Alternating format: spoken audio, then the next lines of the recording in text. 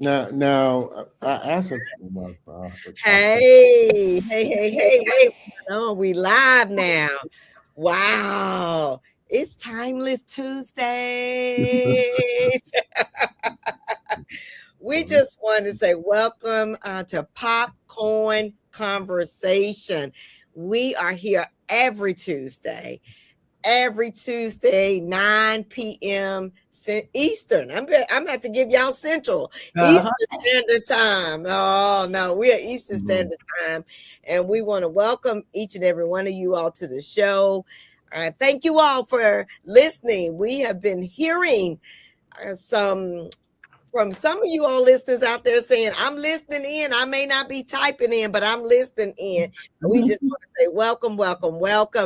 And we cannot do this show without some of our co-hosts, as my husband just journeys in.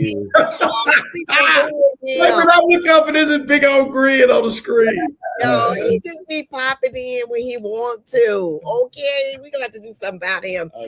But we are super excited to have you all listen to us tonight. We have a great topic, but before we get into that topic, we want to welcome our co-host to the show, all the way from the Tennessee area. It's Captain Alvin and Victoria Parker. You're doing the most today, Carlos. She acting like you. Say what's up to the people. Hello, everyone.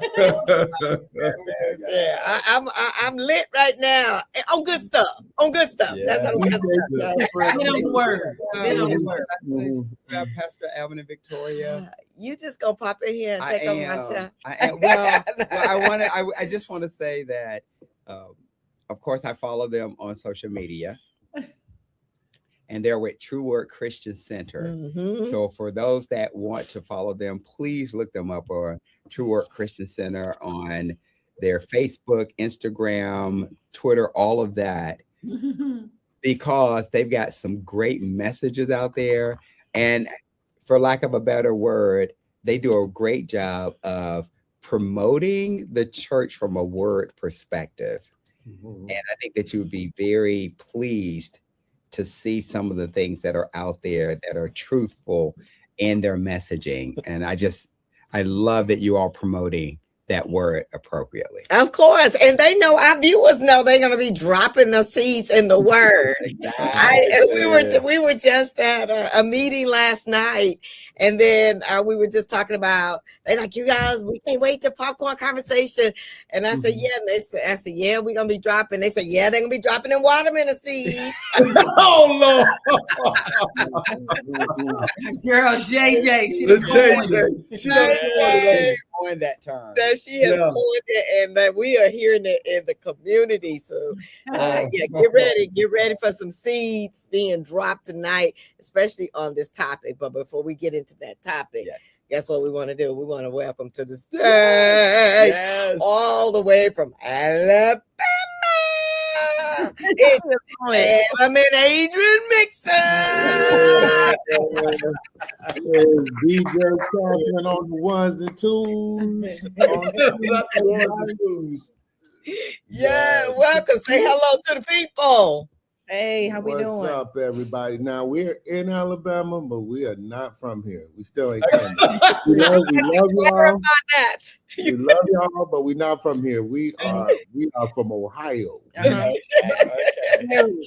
They had to clarify that they are not from Alabama. Not from Alabama, as they say that.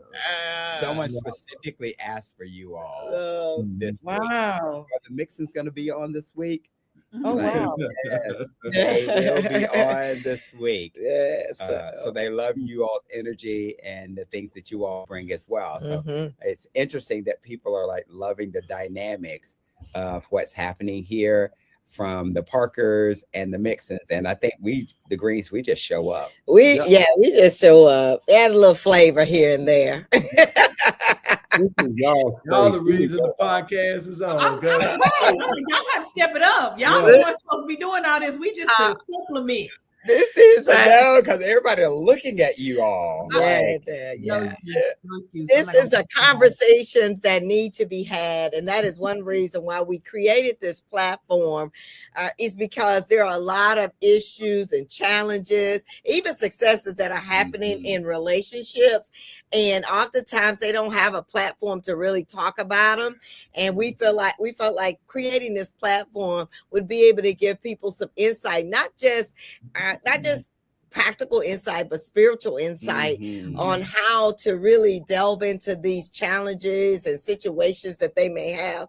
And even though they may not hear it, like it may not be live, they can always go back. Yes, and that's what I love about it, because we can drop those seeds and they can go back. So this platform has not only been great for us, but we hear it in the community and as a way to connect with you all just once again, because community is everything. It is everything.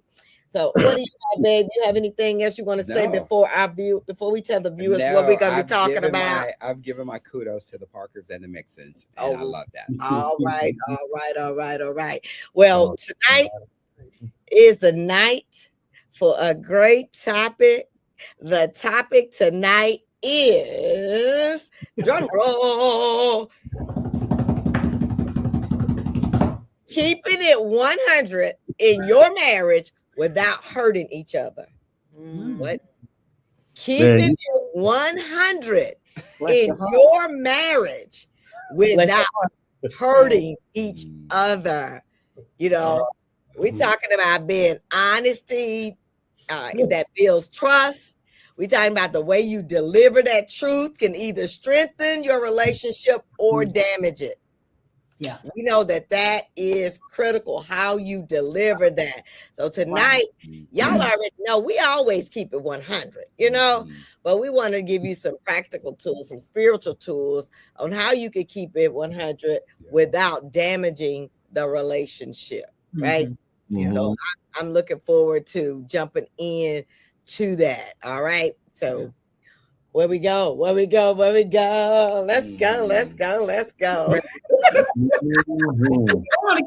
ahead and kick it off, girl. Yeah. You know what? I want to let our viewers know this is a safe space and a necessary conversation about keeping it real, because when there are things that are hidden in the relationship, that means that the trust can be damaged when you are hiding things in your relationship and you're not being able to talk about those things. So I want to think about some things that maybe where we're keeping it 100. Let's talk about how we are keeping it 100.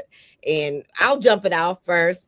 I believe Carlos and I have this thing that we do on a monthly basis where we meet with each other and we talk about 6 core areas in our lives. And oftentimes you all have heard us talk about it often. Those 6 core areas, for those who don't know, is faith, family, finance, fitness, future, and fun. And one of the areas that I'll just point out is fitness. We just try to keep it real with fitness, and we challenge each other in fitness. But let me just tell you, we do keep it real. We don't, Carlos may say, I look nice in that dress. And I say, okay, really? Come on now. Now, you know, I done put on a little bit, 10 pounds. It ain't loose like it used to be. Let's do it. The way you say it means a lot, but it's something like that. I just want to dig into our fitness. I think that can be a part where we could just try to gloss over so we can make our spouse feel okay, because we don't want to hurt their feelings. But what's a good way to be able to, you know, when we're talking about weight, that can help. Carlos is like, Don't look scared, man. Especially when we know we put on a little pounds, we're not feeling well about ourselves. And then you say, no, baby, you look good, but Are you just really saying that? Or let's talk a little bit about that as you process that. I want to keep it real with the people. We talked about that, right? And I think that's one of the things that I would like to put out there on the table, because I myself struggle with that in seasons. When it's wintertime, I hibernate. And I hibernate them chips in the closet too. Oh, I love crunchy stuff. And then by the time springtime come around, the chips have shown up in places that I just didn't know they were there. So I do think it's helpful when you talk about something like your body and things like that, to start the conversation not with the appearances, but I think the conversation needs to start with your health. Oh, come on now. Rather than talking about how it looks, let's talk about how you feel, how it makes you feel, and those things. Because in our culture, we are kind of preoccupied with appearances and with aesthetics and those types of things, and we can get to majoring on that, when the reality of it is, even if the goal is to be fit, that's an inside out job too. You can work out all day, but if you are not eating right or resting well, you can still just be as unhealthy as the day is long. So if the conversation starts with the inside, then the outside has a way of catching up. Oh, I love that take. That's psychology right there. Psychology 101, and focusing on the health. I love the way you position. Yeah. You want your partner to be healthy. You want them to be their best selves. Yes, mentally, emotionally, spiritually, psychologically. All of those things. So let's talk about being healthy in all of ways, right? I appreciate that, and and the reason why I put it out there in that manner is because that's the way we hear that. That's the way oftentimes we express that. We express that from a physical standpoint, and we've had conversations over and over with different couples, and that is the way they express themselves on physically looking. But I love the way that internally, like, how are you feeling on the inside? What are some of the causes that maybe have gotten you to that point?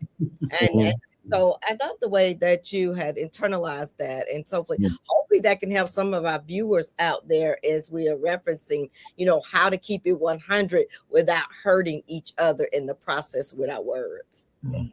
I know we're talking about appearances and weight and things, but it really took me back to when we first got married. We had some challenges with keeping it 100 with one another because we were learning each other.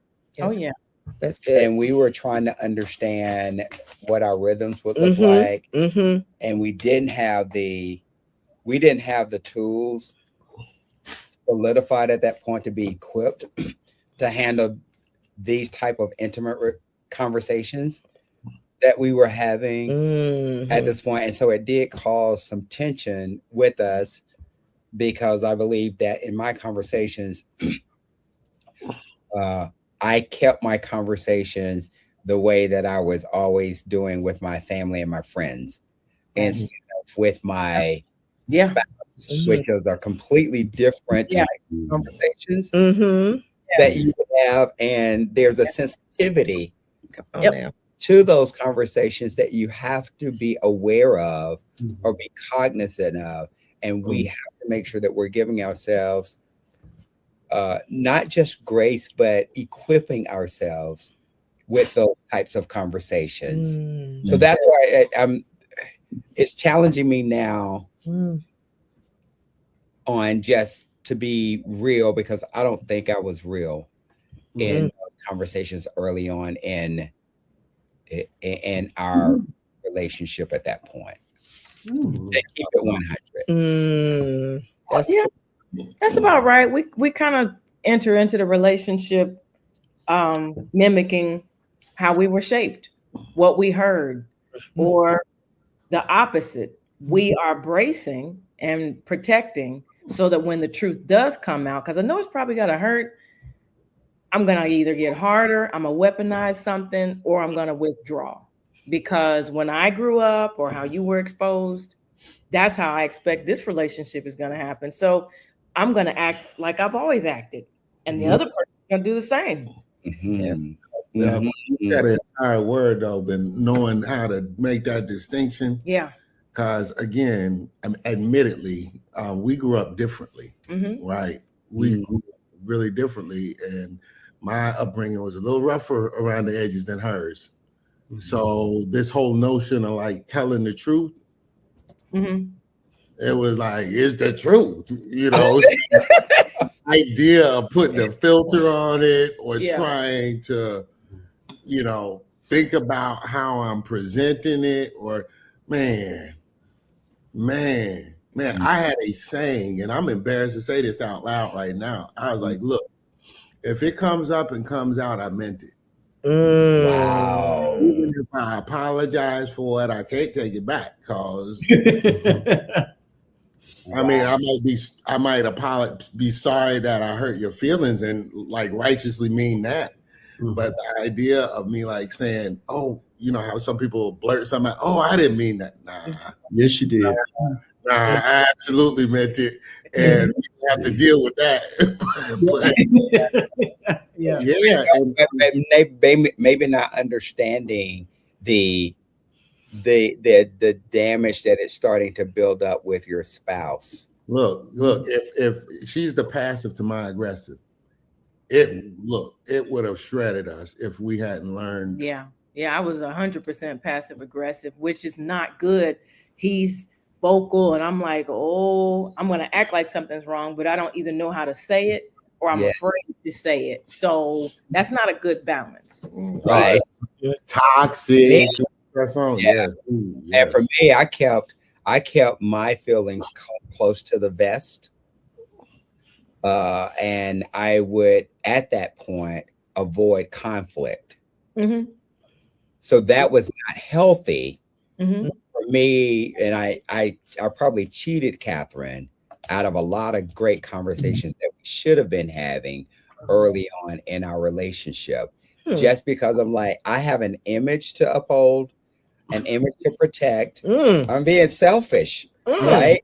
So I want to make sure that I'm communicating appropriately, and I'm communicating just enough, not my full feelings, not how I fully feel, but just enough, because I don't want to get into a conflict, and I still want to just like, I'm trying to just make everything peaceful instead of communicating my true feelings. And I had to get equipped with that. Parker's have been quiet over there. Let's hear it. Well, I think for us, we started our marriage off in the Word. So, and we talked all the time. That's one of the things that we were taught during our marriage counseling session, is that you talk, communicate. And so that's kind of been our mantra per se. So nothing was off limits to have a discussion about. Now, what we may have needed to do is, we were having a conversation, and because we were trying to watch our words with each other, we may have to say, hey, we got to table this, because I may say something that's not going to come out the way I mean it. And so we gave each other the grace to say, time out. We're going to squash this, and we'll come back and we'll talk about this when we've had time to really think about it, so that something doesn't come out that I can't take back. And so I think that was somewhat of like we just kind of started off with that communicating and that talking. And before we even made the decision that we wanted to get married, we were already talking a lot. So I found out about his history and how he grew up and how painful and hurtful and all those kinds of things that happened. And I did the same thing. So we did a lot of talking about those things, just open, honest communication. Now, there was a point where, I would say things because I, had been by myself for a while, and, it's just like, hey, it is what it is, And so we got to the point where he was like, it's not what you're saying, it's how you're saying it. And then God dealt with him and said, it's not what she's saying, it's how you're hearing it.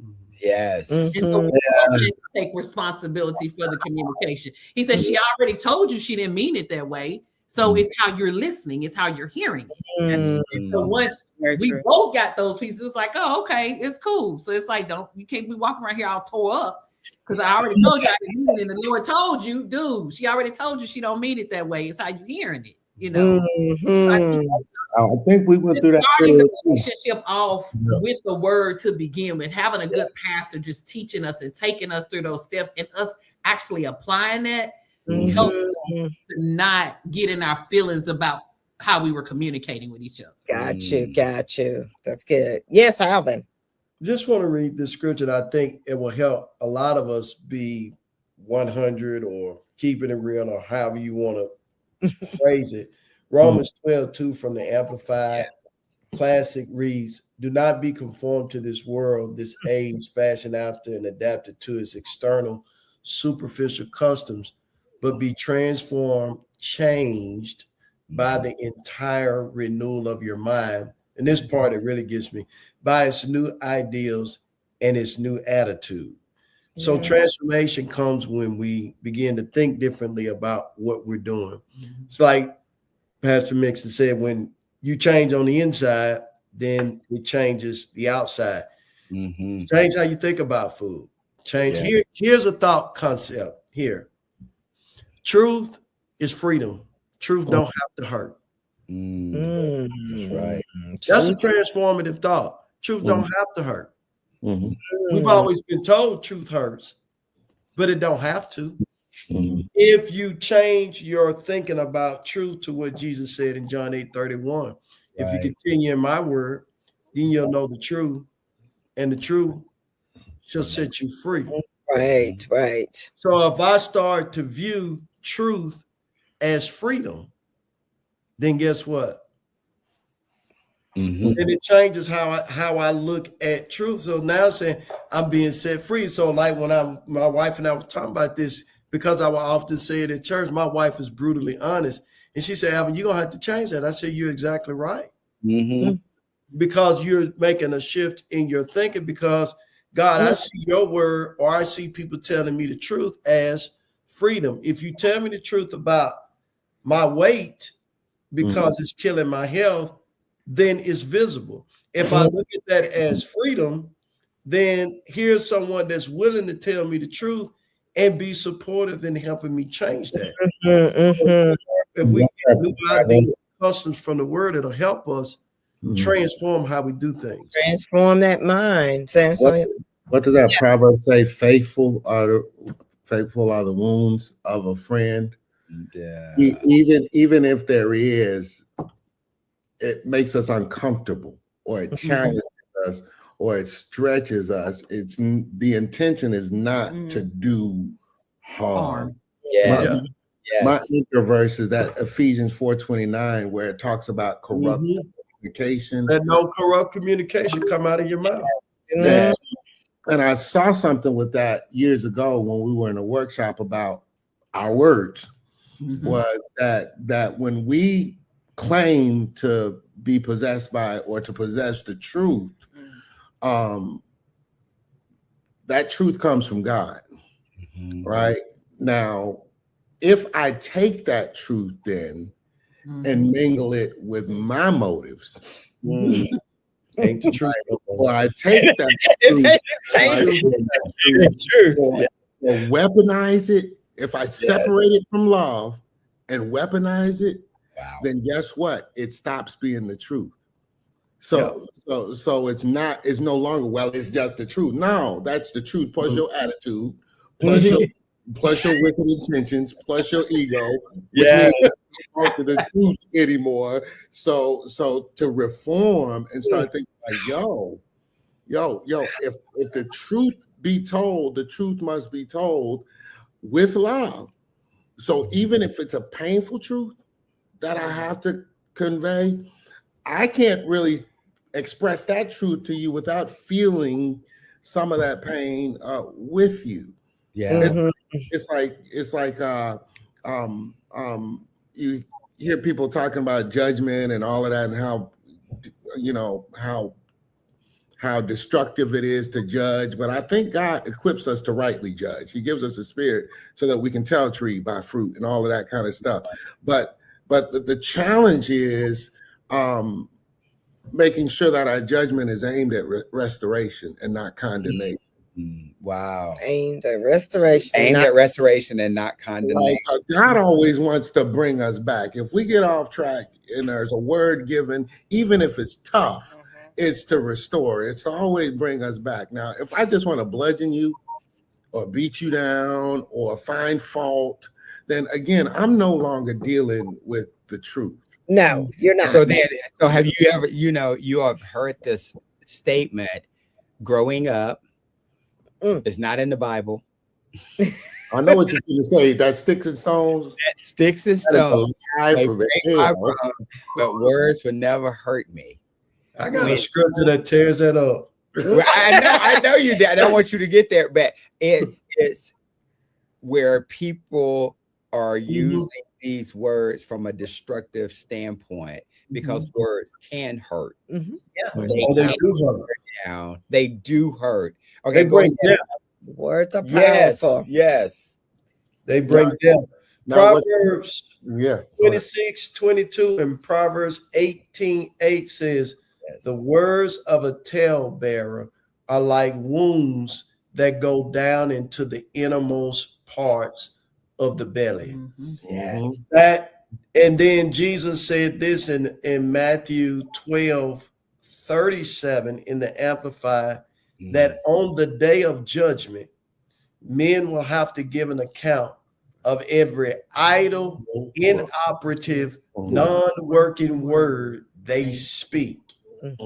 For by your words you will be justified, and by your words you will be condemned. And his judgment is twofold, and I think people get them confused. There's a side of judgment where there's perception and discernment to make decisions. And then there's a side of judgment where you're passing a sentence. And when people are being perceptive in judgment, they misunderstand it as someone passing a sentence on them. No, I'm being perceptive that I don't see fruit. I'm not passing a sentence that can change. People, there's two sides to that judgment. You don't give a 10-year-old a car because they don't have good judgment. That's right. Yeah. They can't sometimes you don't give a 21-year-old a car. 50-year-olds too. Exactly. Well, listen, I want to remind our audience what we're talking about. We're talking about keeping it 100. Some people say keeping it real in your marriage without hurting each other. We've heard that maturity has helped with the language sometimes as we're speaking and looking on the inside. Really dealing with the inside, asking those questions that will help your spouse to even be delivered from some of the things that they may be struggling with. And then also I wanted to share here on the screen from Jocelyn. Hey, Jocelyn, we miss you all. She said, I've always been told that I was too honest, as if it was a horrible fault. People never took my intent into consideration. And we want people to be honest. And one of the things we're talking about is just how you say it. You can say things, but you can have ill intent behind that. To hurt your spouse and to say, this is how I grew up. We were always honest with each other. And so we always spoke our truth. Let's talk about that when people talk about standing. Lord, not that. The truth. Standing in your truth. This is my truth. Opinion. What? That's an inappropriate pronoun, right? Yeah, that's opinion. That is an opinion. That's gonna get us in all kind of trouble. I'm just saying. I just want to bring it out because we are really trying to help say it. Look, y'all, I worked at insurance for a long time, property and casualty insurance. And one of the things that you could always find out, if there was an accident, there were always different perspectives. Yes. There were always different perspectives. But the truth you could find where the stories overlapped. There was this intersection where you could actually find out where the truth was.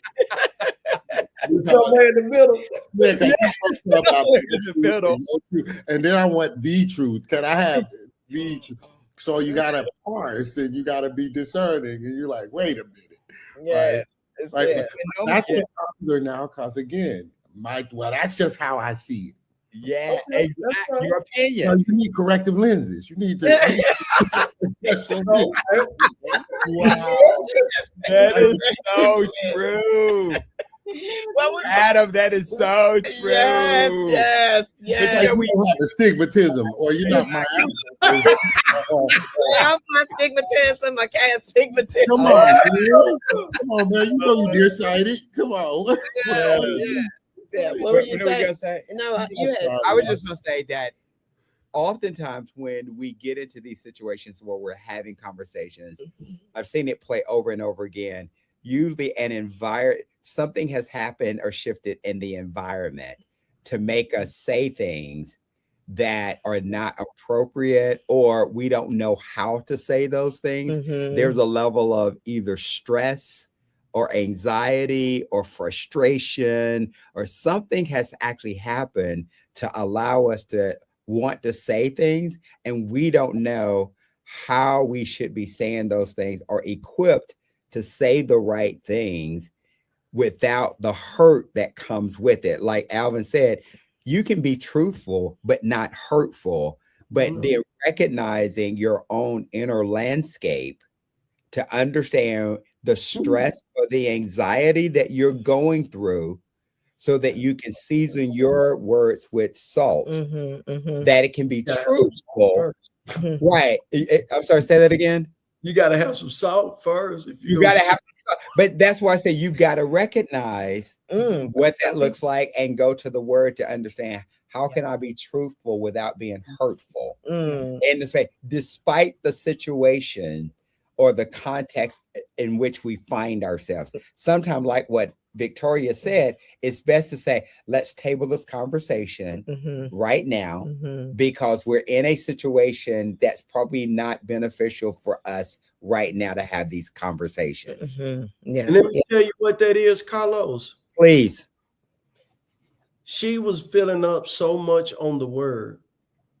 Matthew 12, 34 through 37 says, out of the abundance of the heart, the mouth speaks. And you said in judging the inner self, whenever we experience pressure, whatever we full of is going to come out. Yeah.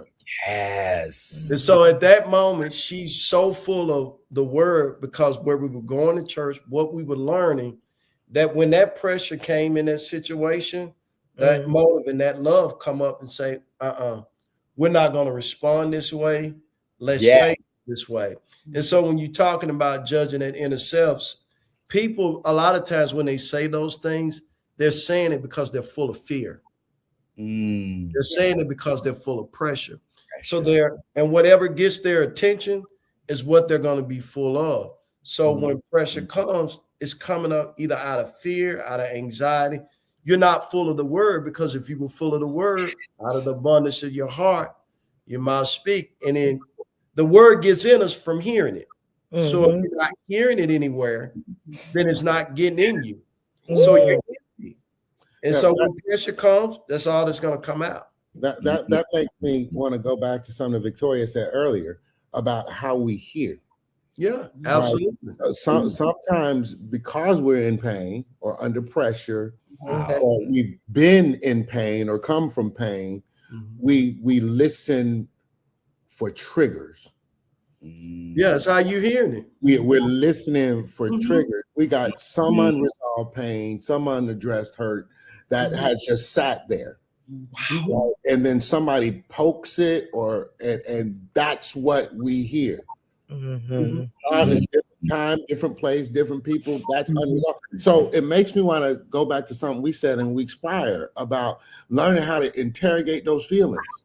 Ooh. Yeah. If I hear and I feel pain before I go to getting mad at the one who said it or questioning their motives, what if I interrogate my own emotions first? What if I say, now, why is that bothering me? Yes. Connected to why am I annoyed by that? Why does that disturb me? Because a lot of time what we do is excavate something that is years old and has nothing to do. But we gonna make them pay for it. We were listening for that trigger. Yeah. Adrian, we've had this experience. I'm only because we've had this, right? You're like, Adrian. No. Come on in here, help me. Help me out here. No, and I was just thinking about just human beings in general. The number one rule, self-preservation. That's always first. That's very human. That's anybody, anywhere, old, young, in the middle. Number one rule. So when we come close to each other, if I'm not healed or I'm experiencing your words through the lens of something that's extreme, anything extreme under pressure, it distorts the lens. So when I hear it, I'm searching for intent. I'm not grasping the content.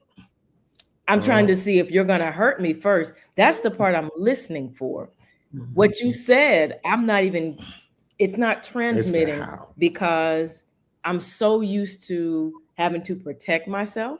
I'm having to make sure I survive this conversation. So anything that's too extreme, these emotions, it's coming from old wounds, old experiences, trauma. It distorts the lens. So y'all talked about fear and the pressure. Self-preservation always wins. And we have to fight that, like y'all were talking about. We have to fight that with the word because God keeps us safe. But past experience says, nah, shields up, have a weapon. You've seen this. Protect yourself. And the person who is closer is the one gonna get it. If you can imagine, in those old movies where they would have people fighting with swords, you can see people coming from across the field with a long sword.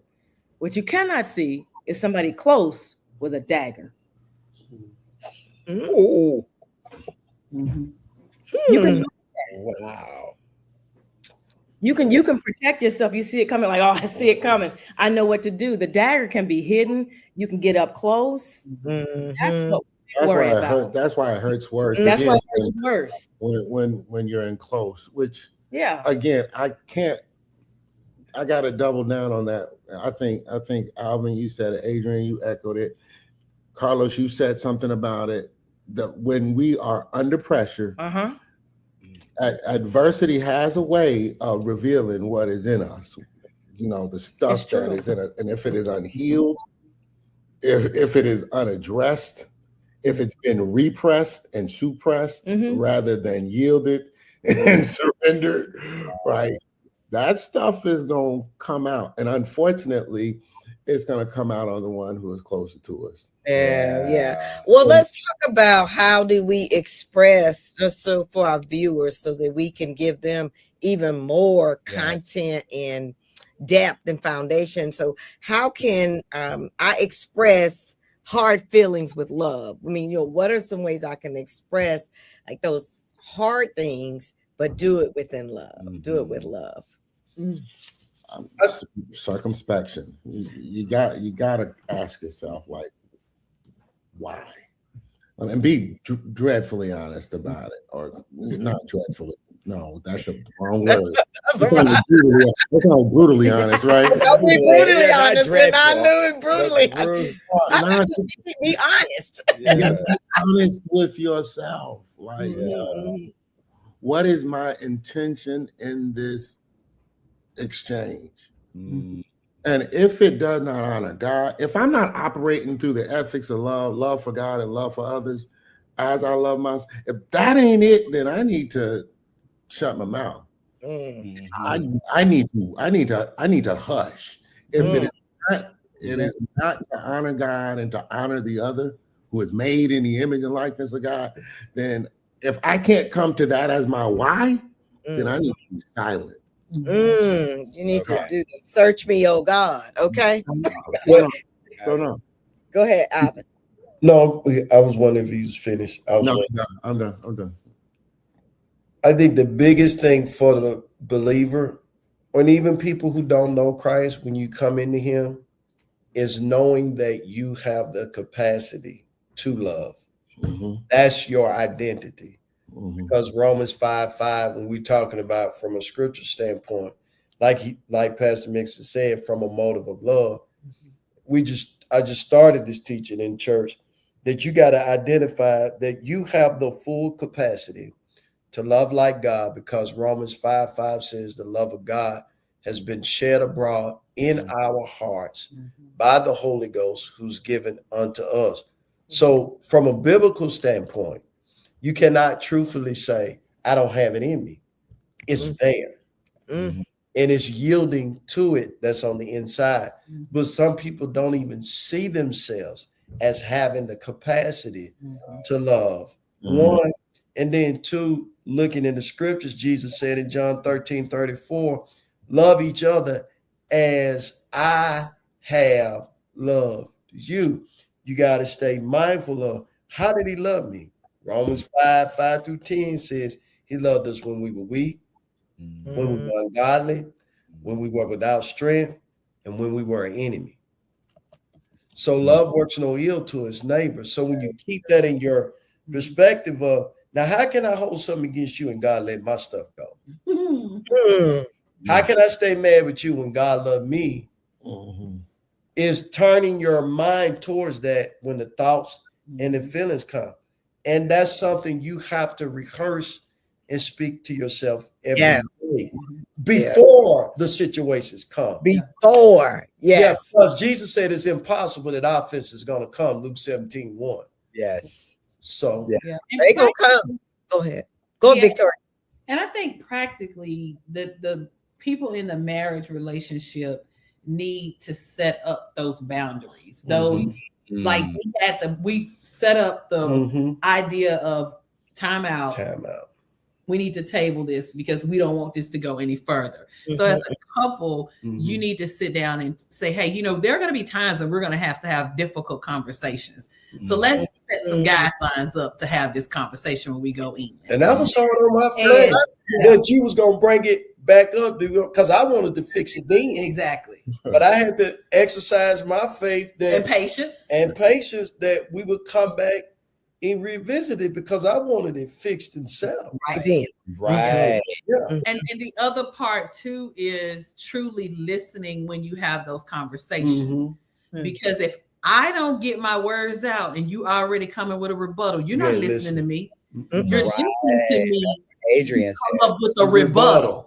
I need you to listen to me. Not think about how you're gonna respond. Not think about how you're gonna get the get back. Put your lick in. You gotta stop and listen. Within the chamber. Have the productive conversation and get to what you need to discuss in love.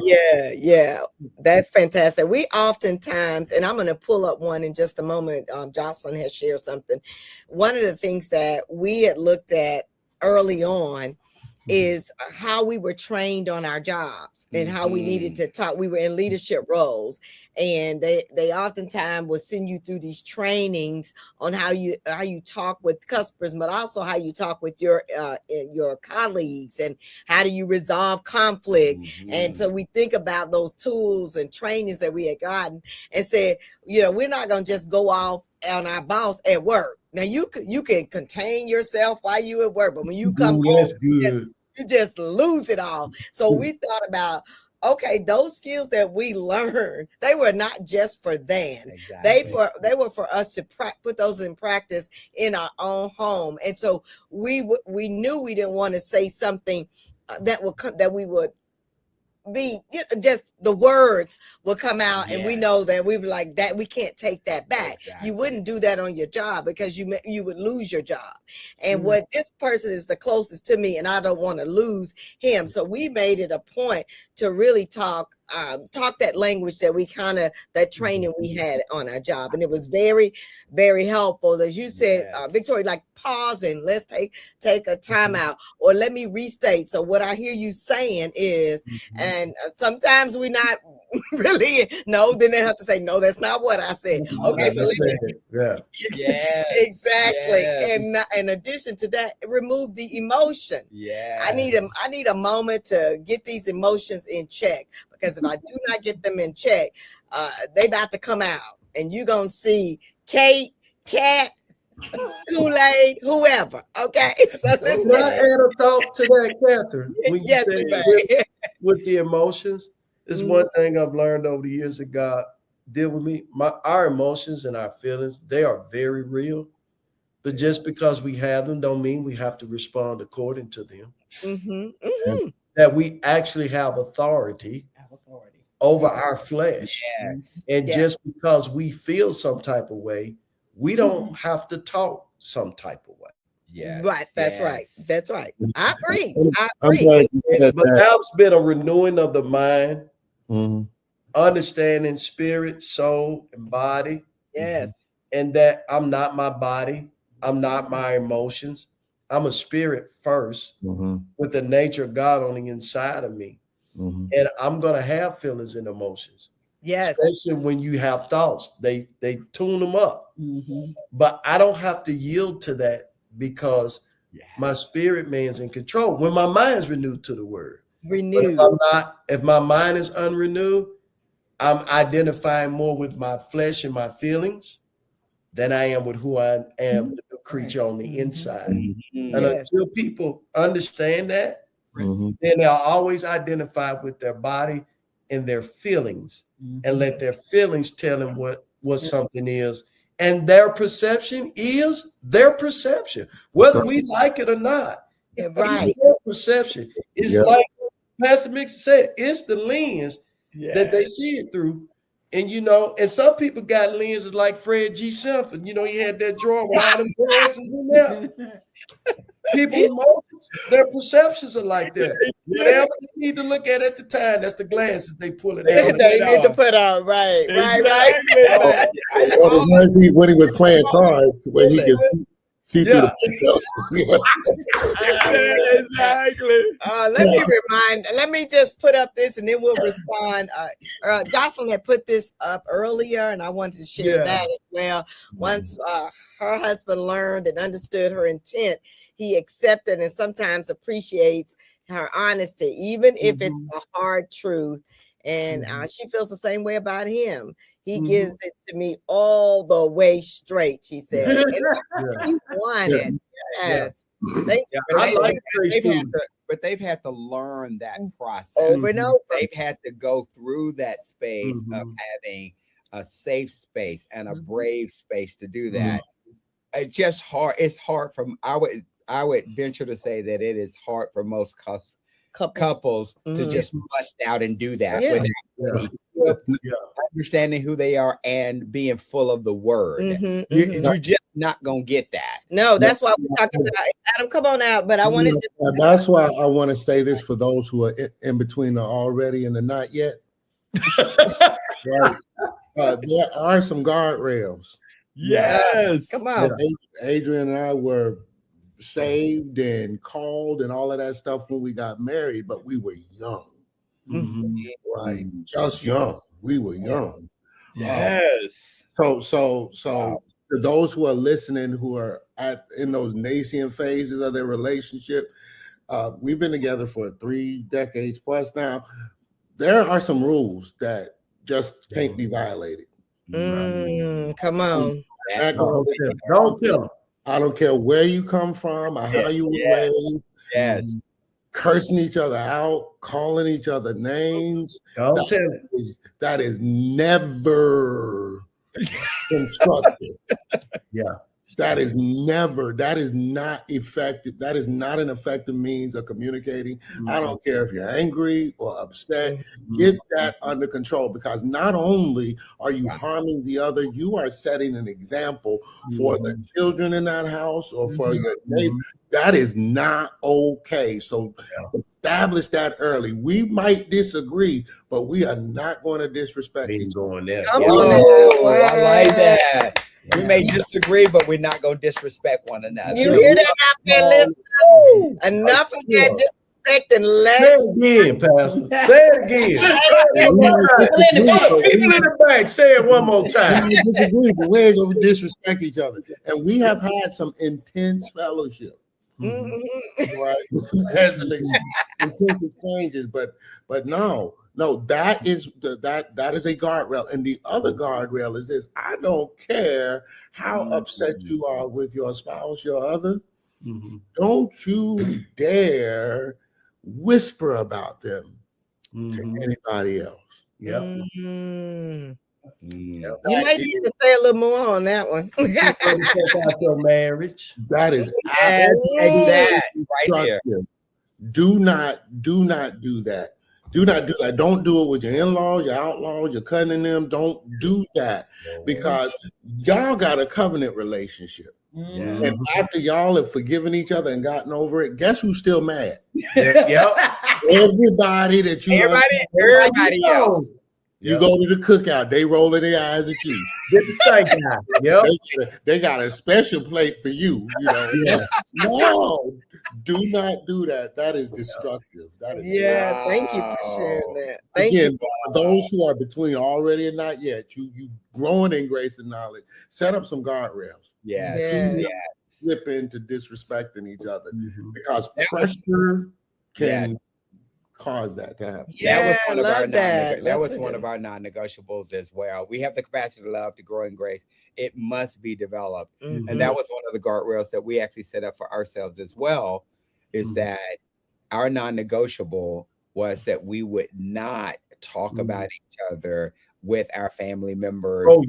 We're having a disagreement, because we knew that our family members would actually frame that and put that on their nightstand and keep it there.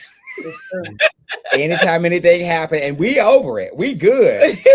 But then walk in and people rolling their eyes at you. You like, why are you rolling your eyes at me? That's been, and they be holding stuff for 3 years ago. They sure like, will. What? They sure will. What is that? So just protecting my spouse and also protecting my family from that as well. We want to encourage our listeners, to speak life into your relationship, to pause and take control and authority over your emotions before you put that into the atmosphere. We all know that words are powerful. Life and death lies in the tongue, and what you put in the atmosphere, if you can't take that back at times, and that will replay over and over again. And it takes it's like you have to have 7 positives to combat 1 negative. And so imagine you put that negative out there, and then you got to come back with 7 more positives to really make sure that you overcome that negative things you said. It's crazy when we get performance reviews.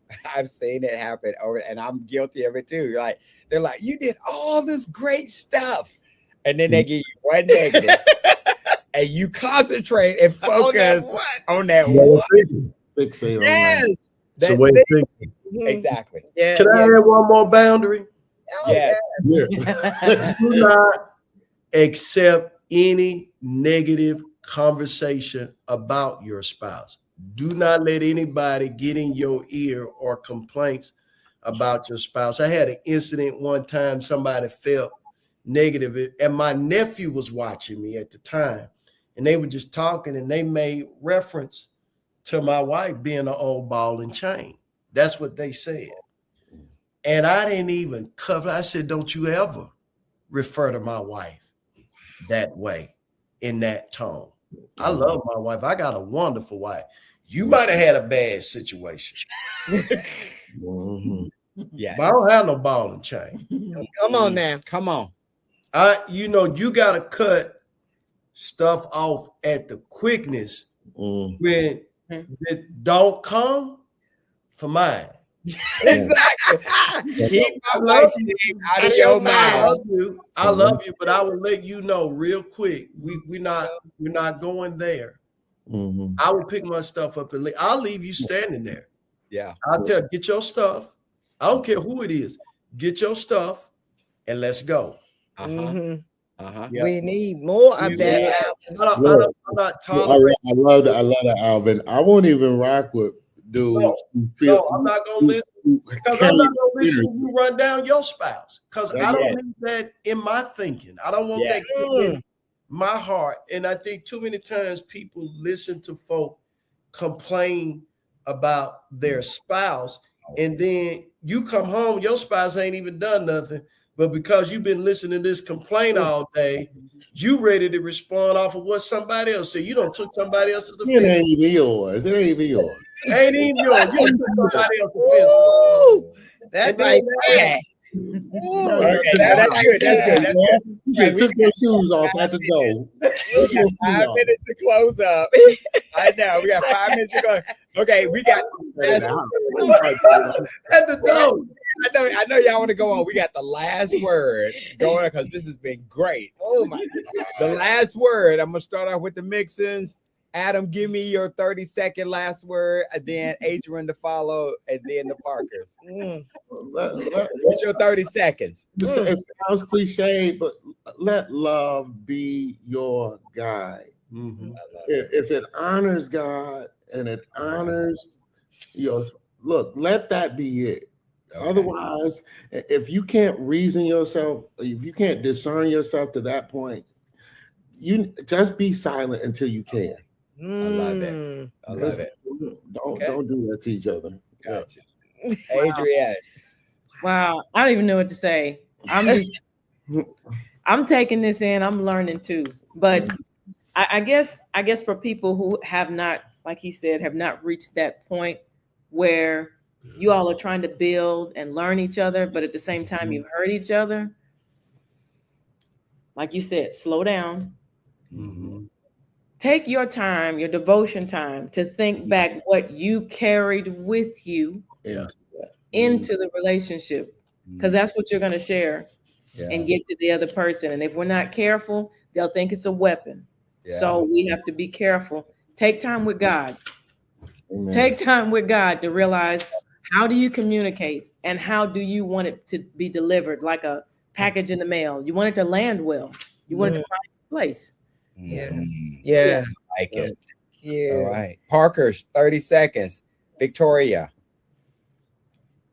Don't forget to sit down together and determine what the boundaries are for each other. Yeah. When you make that determination even before things get bad. Everything's cool right now. Let's have a family meeting. Let's talk about boundaries for communicating and get those guidelines set up so that you both know what they are. And when something hard comes, you know how you're gonna communicate with each other. Love that. Great. Parker, Alvin. Watch what you meditate on. True. Many people watch dysfunction for entertainment, and then why they function in dysfunction. True. So watch what you meditate. Wow. That's good. Oh. Catherine, what you got? I got a couple of things. Well, first of all, I want you to protect the relationship while telling the truth. Right? From the inside out. That's good. From the inside out. And I know I opened it up earlier, and that which when Adam talked about, look at the things from the inside. I want you to be healthy. I want to live a long life with you. So just protect that from the inside out. Yeah. So thank you guys for joining us tonight. These are great guardrails and rules for connecting and being truthful and honest with one another without being hurtful. At this point, I don't need to add anything else because y'all killed it with a T tonight. Killed. Yeah, which is awesome. So you can speak us out. What do we do? Okay, meet us back here, you all, next Tuesday night at 9:00 p.m. Every conversation is here to help you be better in your relationship, spiritually, emotionally, And we're just loving the conversations that we have. But meet us back here. And until we meet again, let's get Power. All right, go back and share this with others. This is a great one. Love it, love it, love it. This one. We're out of here.